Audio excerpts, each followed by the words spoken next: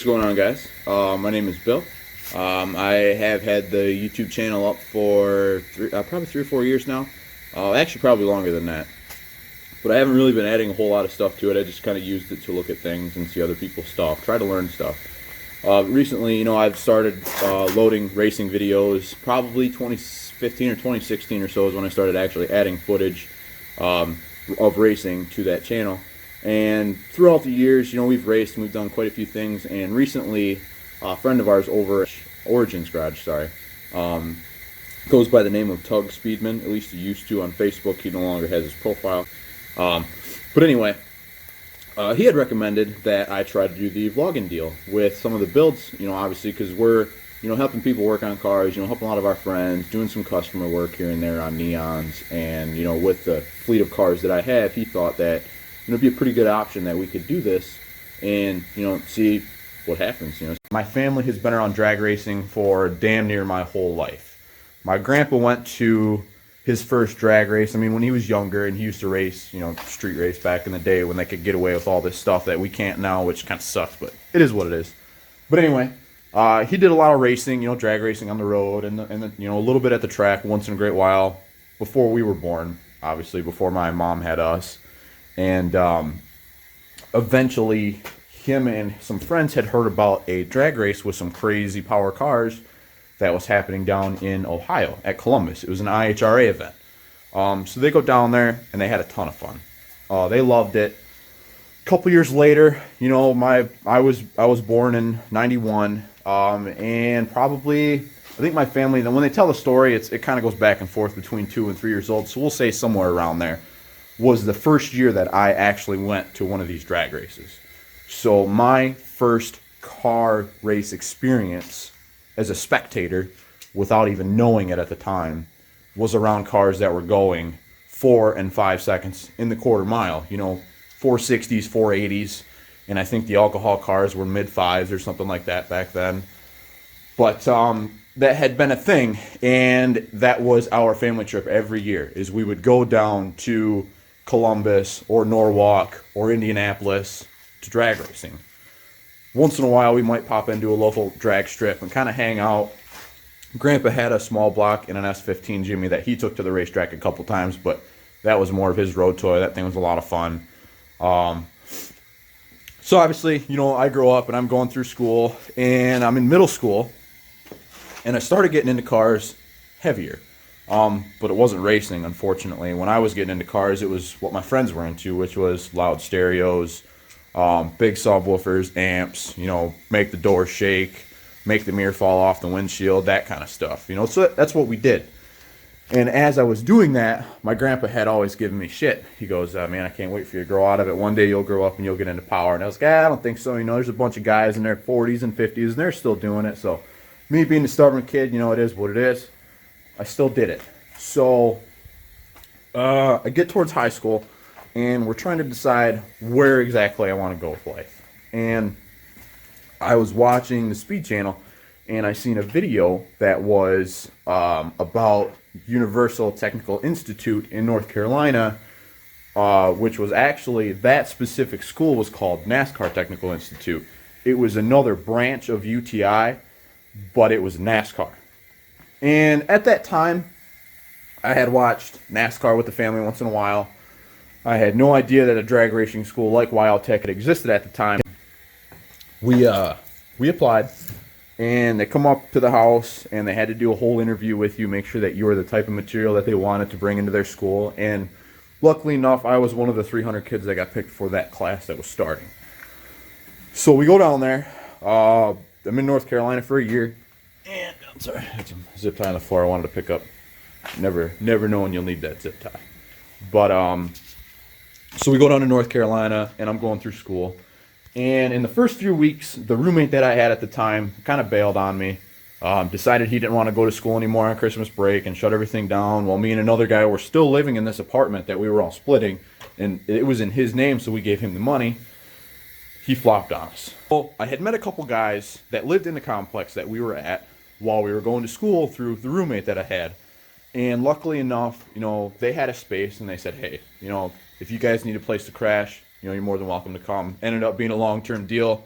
we all lived together until we graduated, became best of friends. I mean, these guys are like my brothers. So while going through school, obviously we got to one point where we had decided that I was no longer going to go with the full NASCAR curriculum because I didn't think that I wanted to live a road life to go on to a pit crew like I had originally thought about.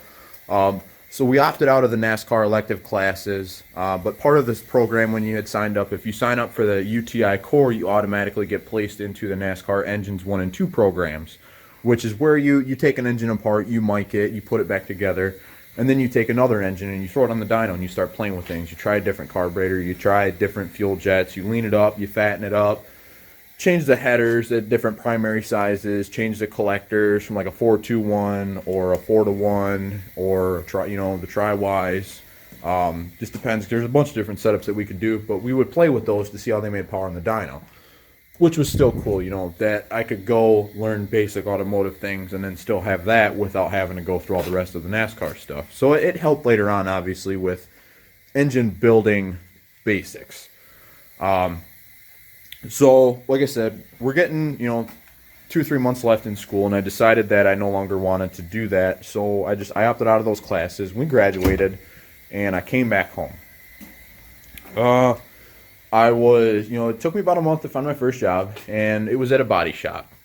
Now, I worked there for about a month, said that they were going to lay me off because that they didn't have enough volume to keep me on. So it is what it is, got to run a business.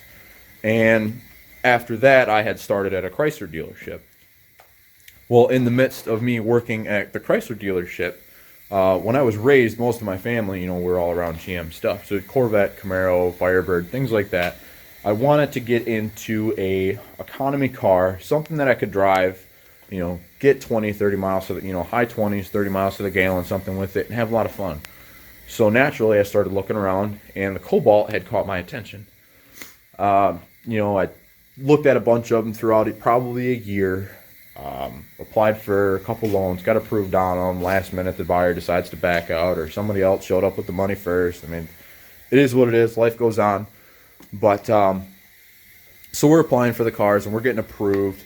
And then I didn't think about it to begin with, but I started pricing out insurance. We got serious about 2 of them. We were getting ready to make a move. I had called to see how much it was going to be. And once they told me what it was, obviously I was in a different spot because there was a 2-door sports car, according to the insurance. And it was unreal. It was like, at the time, I'm 19 years old.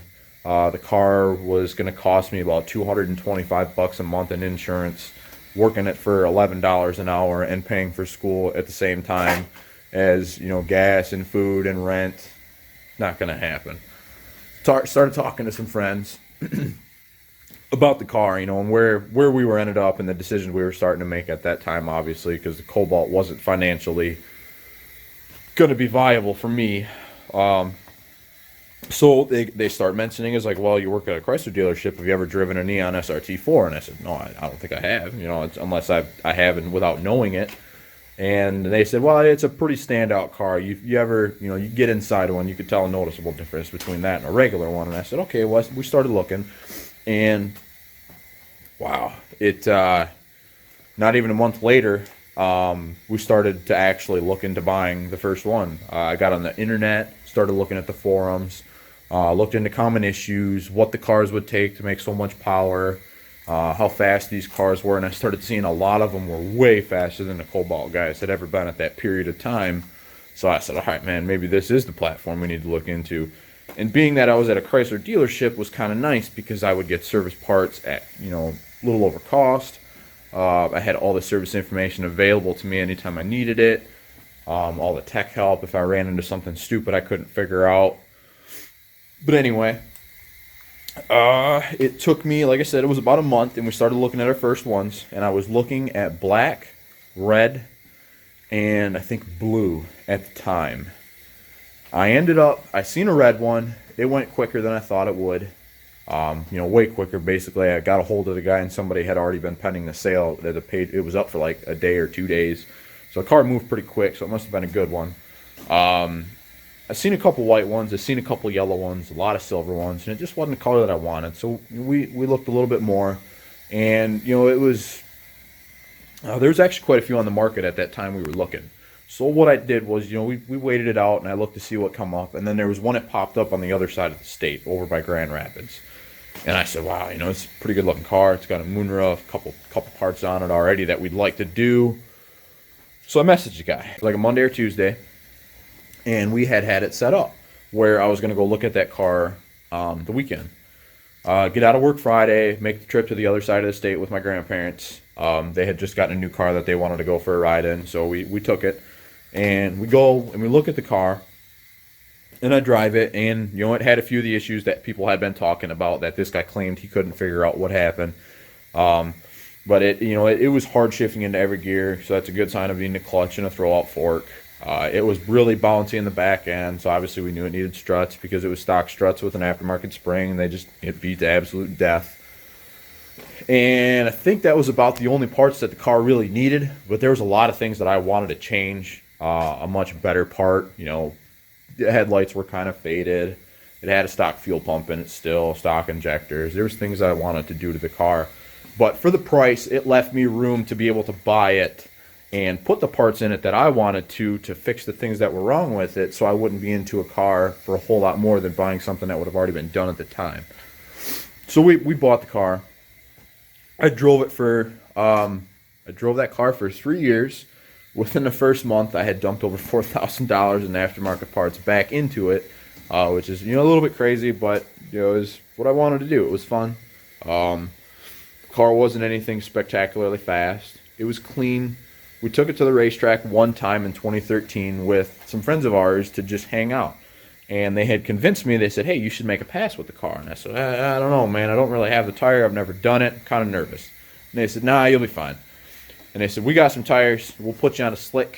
We'll put you out on the racetrack. This is what you're going to do, and then just do it." So I did.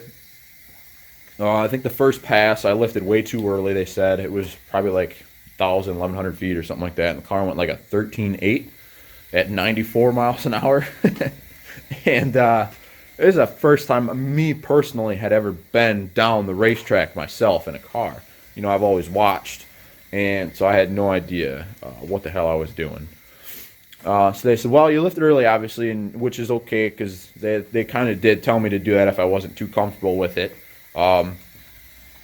So another guy had videotaped the launch, and he said, "Hey, you need to try and slip the clutch a little bit more, and then to run it all the way out. Once the nose goes past the cones, grab the brakes as hard as you think you need to stop." And I said, "Okay."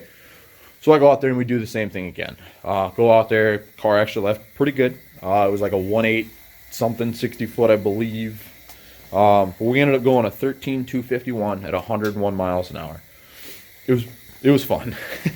That pass is actually what gave me the hook to stay with drag racing instead of getting into road course or autocross racing, which kind of stemmed out from all of the interest we had picked up down at NASCAR Tech. Obviously, like I said, I grew up around drag racing, GM cars. I had no idea about imports. I didn't know anything about the DSMs or the Supras or Evos or Skylines or, anything like that, or much road course racing or cars that actually turned other than Indy and NASCAR. Like I said, we stuck with it. Decided, that going to the drag strip that day gave me the hook to stay with drag racing. So we, what did we do? The next year, I fell on a little bit of hard times. Couldn't really do a whole lot with it, but I had managed to purchase myself a set of slicks and wheels that we could use to go to the racetrack when I could. So it was at that time we were going maybe once. I think we went once one year with the car and twice another year with the car. And, we had some fun. We got the hook. Like I said, fell on hard times. Couldn't change a whole lot with the car, so we were just going out there doing whatever it was I could try to do. A couple years later, my daily driver, the Sunfire, I've blown the transmission out of it. I actually broke the diff, driving it like a dickhead. Shouldn't have been, but it is what it is. And break the car. So now I'm in a spot where I have no choice but to drive my black Neon in the winter. So we put the car on snow tires, and we drive it through the winter. And unfortunately, throughout the 2 winters that I did drive the car, we ended up, I put it in a ditch, and at one point we put it against a guardrail and bent the quarter panel up on it. But that was before we put it in the ditch. When we ended up putting the car in the ditch, when it got pulled out, it got kind of mangled in the core support. So the hood didn't want to shut right. There was no way I was going to be able to put a headlight back in the car. So I ended up just borrowing a vehicle from my family to get us through. And in the meantime, we were trying to put money back together. So I start looking for a car, something as a roller that I could buy, take the pieces out of my black one, try to get back into another car without having to buy one that already runs and drives. So we ended up, put a post out, and one guy named Steve had commented and said that he had a white one from New Jersey that had a salvage title still, but it could be done where we could get a title put back on the car so we could insure and drive it. So we come up with a number, and we're getting ready to pull the trigger, and lo and behold, something else happened. I don't know if I was just that much of an asshole at that time in my life where karma just decided to bite me in the ass every time we turned around. But, obviously something happened.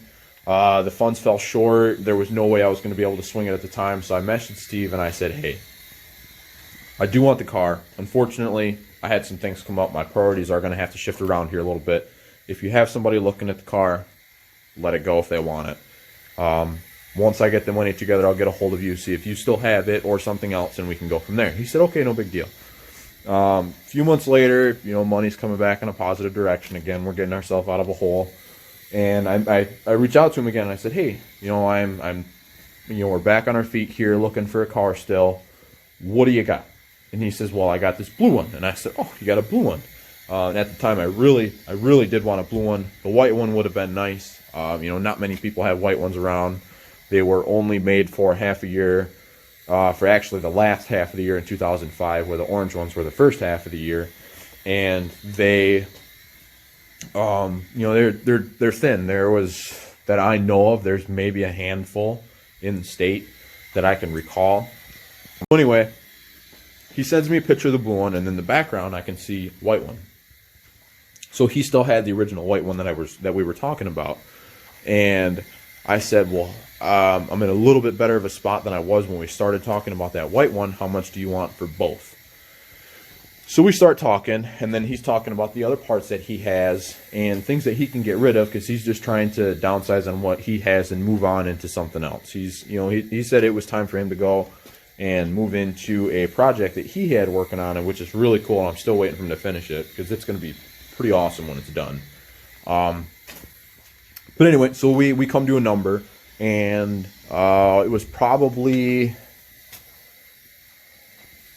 because I think by the time I was ready to pull the trigger to get both of the vehicles, I had put a deposit down, and I wasn't ready to actually go pick anything up yet, but he was holding the cars for me, and we went to get the white one. It was December 13th, 2015, when I purchased this white car right here. If I have video editing skills, I'll go ahead and I'll put in a couple pictures of the car when we bought it, the condition of it, what it looked like. We obviously got it back home, we got it inside, tore it down, put it on jack stands. Started coming up with the plan for this car because I wanted to do a race car, and then I wanted to do a road car. Well, the road car was the plan for the blue one, the race car was the plan for the white one because the white one was a salvage title. The blue one was a clean title car that I could just throw all these parts in, go get insurance, put on it right away, and no hassle. So that's exactly what we did. Like I said, we bought the car December 13th, 2015, put it on jack stands, we tore it apart, basically had it ready as a back burner car that, once, a little bit of free cash here, I could put some parts in it, get some free cash there, put some parts in it, but no rush. The blue one, we went and got that one just because of weather and availability of time. I never went and actually picked the blue one up until March 2016, sorry. It was March 21st or something like that, I think. Regardless, we went, picked the car up, got it home, and what I did at that time was I took the black car and we put it in the pole barn with my blue car here, and we put them nose to nose. And me and the wife, for 3 weeks after work, I was working 50 to 60 hour weeks at the time. We would come home from work, go over to the pole barn at my grandparents' house where the cars were, and then we would just start taking parts off one car, drop them in the other car. Parts off this car, put them in that car. And that's exactly what we did. We got it done in 3 weeks. What we ended up doing was I finished it on a Thursday. I drove it Friday to work on a winter set of tires. When I got it there, I finished the exhaust. I did the alignment, drove it home, and then we put the tires that I was going to run it on in the summer on the car, and we started driving to a meet Friday night to meet some friends, and a caliper seized up. So I took it back home, put a caliper on it, yada, yada, yada. Took it to work Saturday, did another alignment, make sure everything was settled and straight. And then Sunday we took it to autocross, and we did really good with the car, actually. But a friend of ours with an Evo, I think it was bone stock except for a suspension. I think suspension, wheels, and tires was the only thing he had. There was no changes. I even believe it still had the factory airbox. Don't quote me on that, but he might have.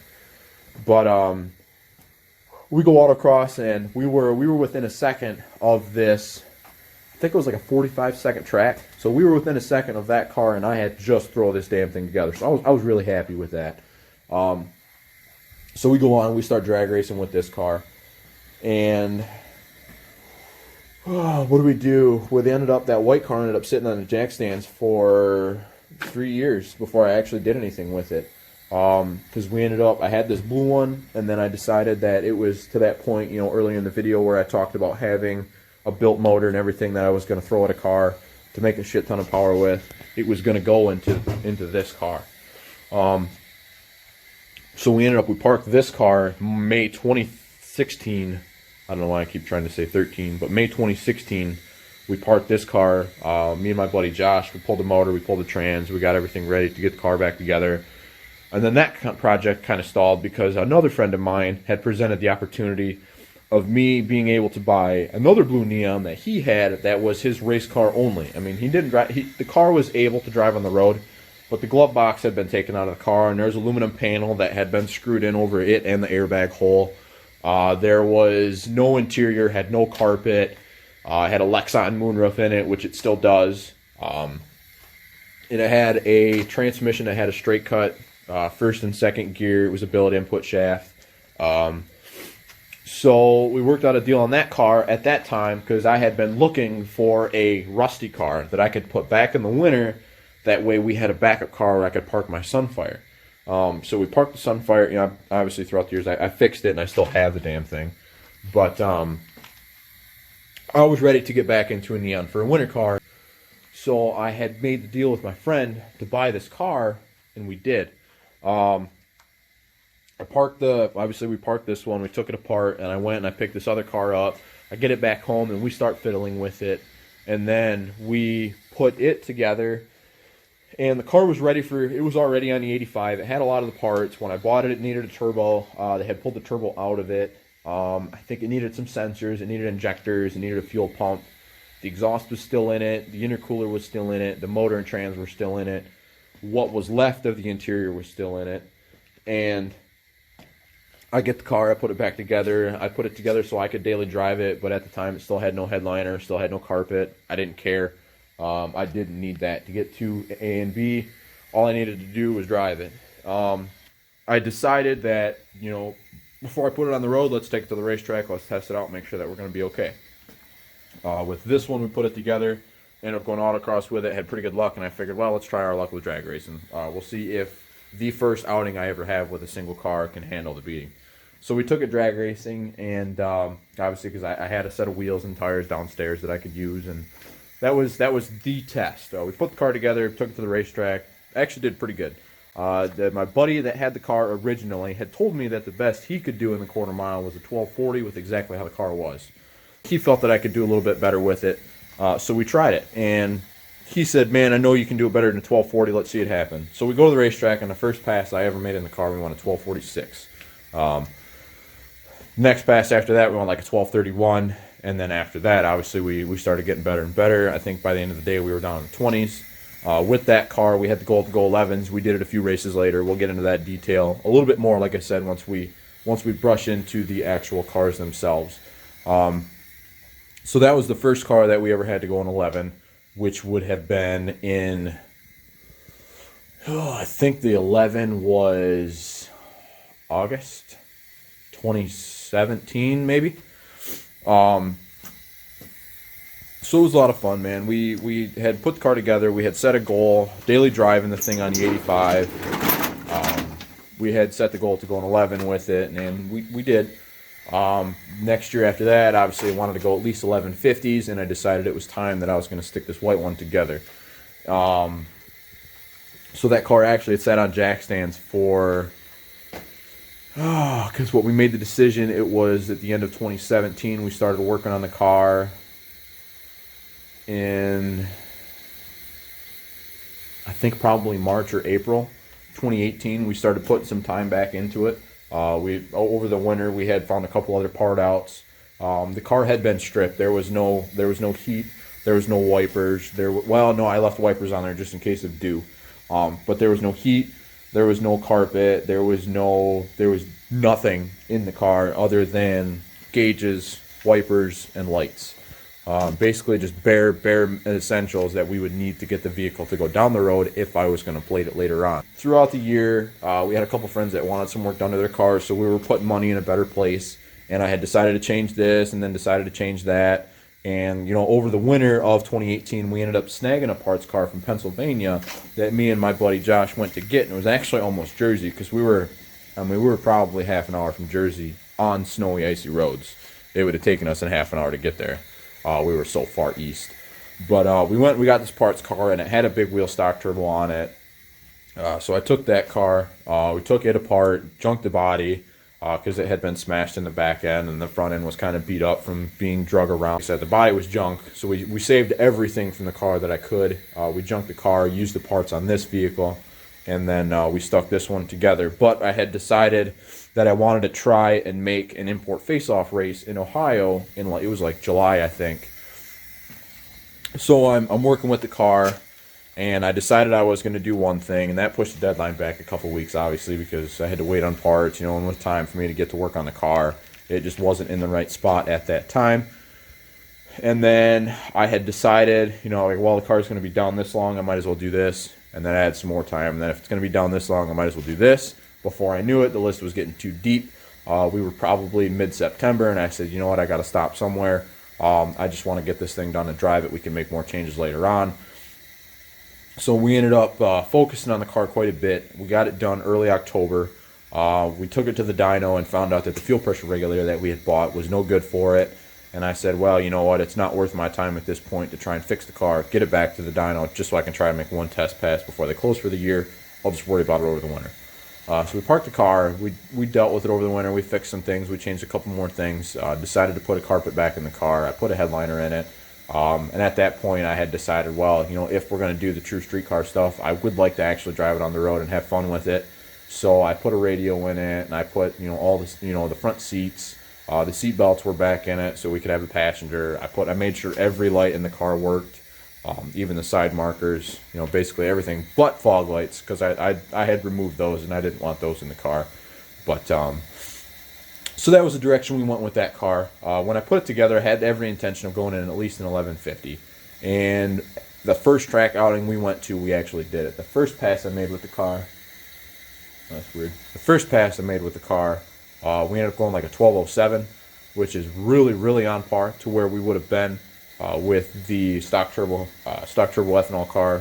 We ended up doing 1184 at best with that. So the first pass with this one, to be that close to it, I was pretty happy with. Second pass we tied it. Third pass we beat it.